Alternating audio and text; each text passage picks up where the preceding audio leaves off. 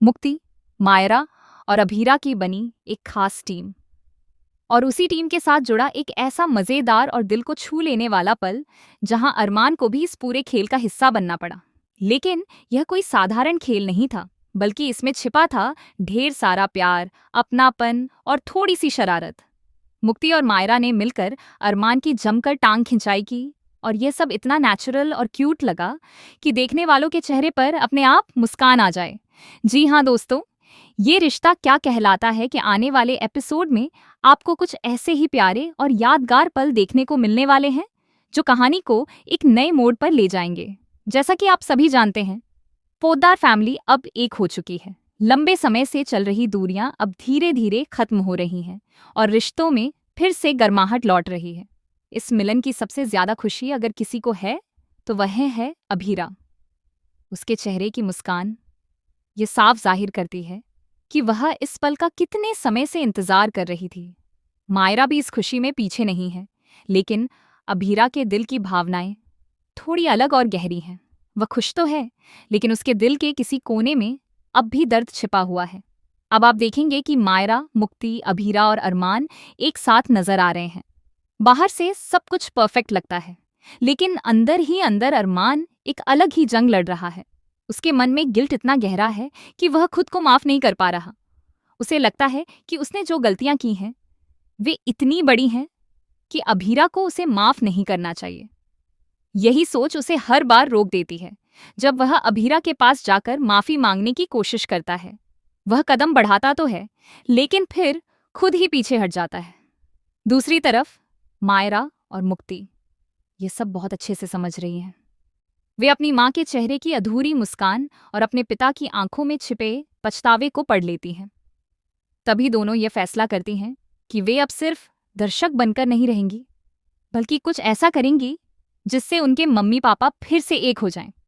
यहीं से शुरू होता है उनका मिशन, अपने परिवार को पूरी तरह से जोड़ने का मिशन। लेट नाइट के सीन में जब पूरा घर शांत होता है, तब मायरा और मुक्ति अपनी छोटी छोटी प्लानिंग के साथ एक्टिव हो जाती है। वे एक टीम बनाती हैं और अरमान को अपना टारगेट बना लेती हैं। दोनों मिलकर उसे छेड़ती हैं, उसकी खिंचाई करती हैं और ऐसा माहौल बना देती हैं कि अरमान चाहकर भी खुद को सीरियस नहीं रख पाता। वह कभी मुस्कुराता है, कभी झेंप जाता है और कभी खुद भी इस मस्ती में शामिल हो जाता है।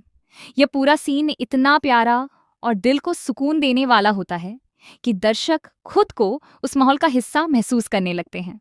इन सब के पीछे मायरा और मुक्ति का सिर्फ एक ही मकसद होता है, अपनी माँ यानी अभीरा के चेहरे पर सच्ची मुस्कान लाना।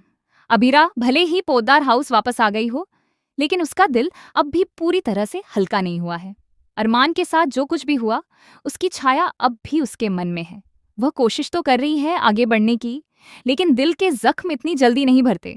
इसी बीच परिवार में एक बार फिर पुराने दिनों की झलक देखने को मिलती है, जब सब मिलकर गेम खेलते हैं।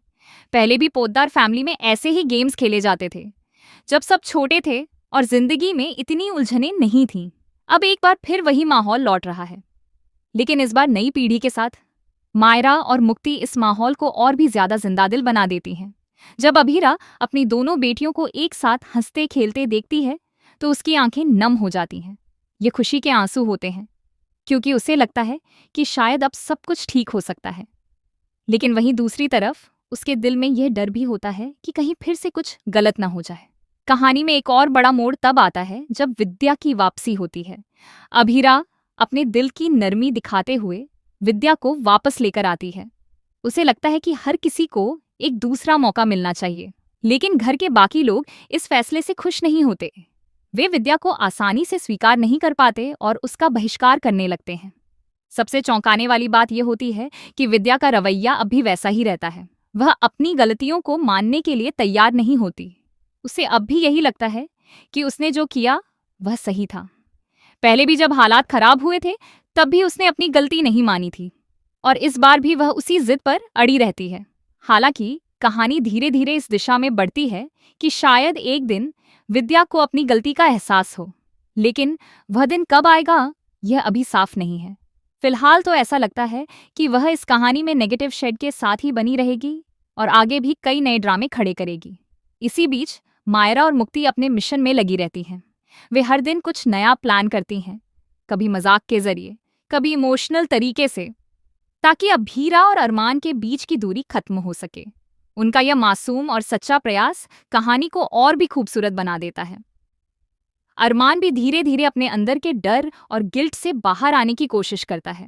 वह समझने लगता है कि अगर उसने गलती की है तो उसे सुधारने की जिम्मेदारी भी उसी की है। लेकिन क्या वह सच में इतना हिम्मती बन पाएगा कि अभीरा के सामने खड़ा होकर अपनी सारी गलतियां स्वीकार कर सके? यह सवाल अभी भी बना हुआ है। वहीं अभीरा के दिल में भी एक तूफान चल रहा है। वह अपने अतीत और वर्तमान के बीच फंसी हुई है। एक तरफ उसका प्यार है और दूसरी तरफ उसका आत्मसम्मान।